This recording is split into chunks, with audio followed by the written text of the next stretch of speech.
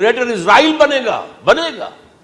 حدیث میں خبریں یہ سارے مسلمان ممالک تمہارے ہاتھ سے نکل جائیں گے مسلمانوں، یہ عراق اور اردن اور یہ اور وہ، یہاں تک کہ ترکی، سعودی عرب کا بھی شمالی حصہ نکل جائے گا۔ البتہ مدینے کا جو ان کا پروگرام ہے اس کو اللہ نہیں پورا ہونے دے گا، مدینے میں داخلے کی ان کو اجازت نہیں ملے گی۔ بہرحال یہ سارا کچھ ہونے والا ہے۔ وہ وقت بھی آنے والا ہے کہ حضور کی ایک حدیث کے مطابق ایک شخص کے 1000 بیٹے ہوں گے تو 999 ختم ہو جائیں گے، ایک بچے گا۔ یہ وقت بھی آنے والا ہے کہ حضور فرماتے ہیں اتنی بڑی جنگ ہوگی، اتنی خوریزی ہوگی کہ پوری زمین اٹ جائے گی لاشوں سے۔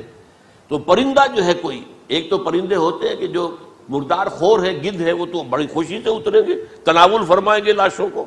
اسی طریقے سے کوے ہیں، چیلے ہیں، لیکن جو نفاست پسند پرندے ہیں وہ لاش کے اوپر اترنا نہیں چاہتے۔ تو ایک پرندہ اڑتا چلا جائے گا، اسے کہیں زمین پر اترنے کی جگہ نہیں ملے گی، لاشیں ہی لاشیں ہوں گی، یہاں تک کہ وہ تھک ہار کر اس کے جو ہے پر جواب دے جائیں گے، گرے گا تو لاش پر گرے گا۔ یہ وقت آنے والا، اور یہ یہودیوں کے ہاتھوں، یا یہودیوں کے جو سپورٹرز ہیں اس وقت، جو ان کے ہاتھ میں آلہ کار ہیں، ان کے ہاتھوں آنا ہے۔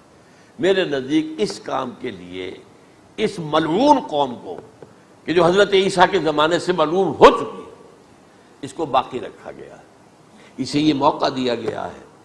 اس نے اسرائیل بنا لیا ہے، تقریباً 2000 سال کے بعد وہ دوبارہ آ کر آباد ہوئے اس سرزمین میں جہاں سے نکال دیے گئے تھے 70 عیسوی کے اندر۔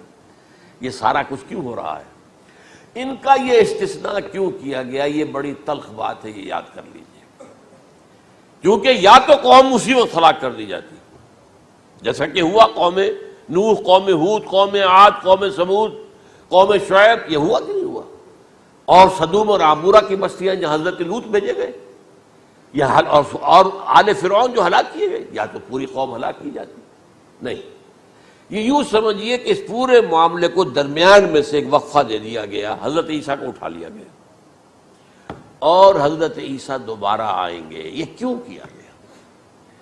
اب اس میں بڑی تلخ بات آپ سے کہہ رہا ہوں، یہ آپ کے لیے قبول کرنا آسان نہیں، حلق سے نیچے اٹھنے کی مشکل سے۔ اس قوم کو زندہ رکھا گیا ہے جو ملعون اور مغضوب علیہم قوم ہے۔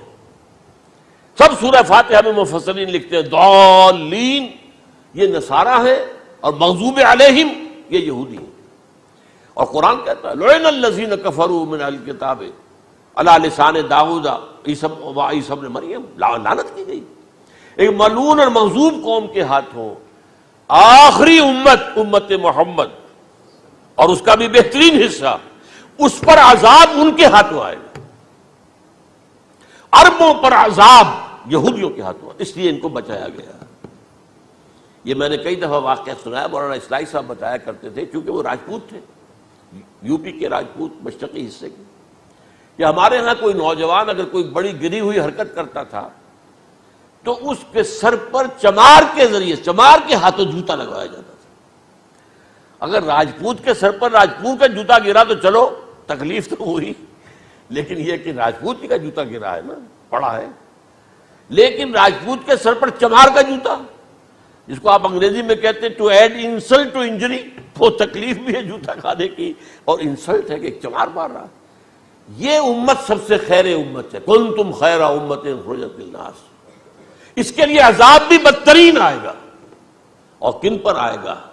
اس امت کا جو اصل نیوکلیس ہے عرب، جس کے بارے میں حضور کی حدیث موجود ہے ویل للعرب، عرب کے لیے بہت بڑی ہلاکت۔ اور آج ہماری نظر میں آ رہا ہے وہ ملعون اور مغضوب علیہم قوم، ان کے سینے کے اندر خنجر کی طرح بھونکی گئی ہے، اور 30 کروڑ کے قریب عرب بے حمیتی، بے غیرتی، بزدلی، کمزوری، ذلت، مسکرت کی مثال بنے ہوئے۔ کوئی بول سکتا ہے اس اسرائیل کے خلاف؟ کو بول سکتا ہے؟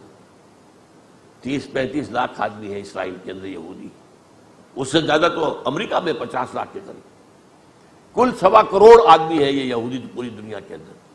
لیکن دیکھیے جو چاہتا کرتا ہے، جب چاہا اس نے عراق کے ایٹمک انسٹالیشن کو تباہ کر دیا، اور سعودی عرب کی فضا میں اس کو فیول کیا ہے انہوں نے، دوبارہ ریفیولنگ جو ہوئی ہے ان کے جہازوں کی، وہ سعودی عرب کی فضا میں ہوئی۔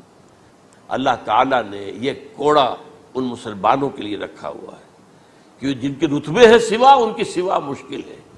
جتنا اونچا مقام اللہ نے دیا عربوں کو، ان میں حضور کو اٹھایا، ان کی زبان میں اپنا آخری کلام نازل کیا، تو ان کی ذمہ داری بھی بہت ہے. جن کے رتبے ہیں سوا، ان کی سوا مشکل ہے.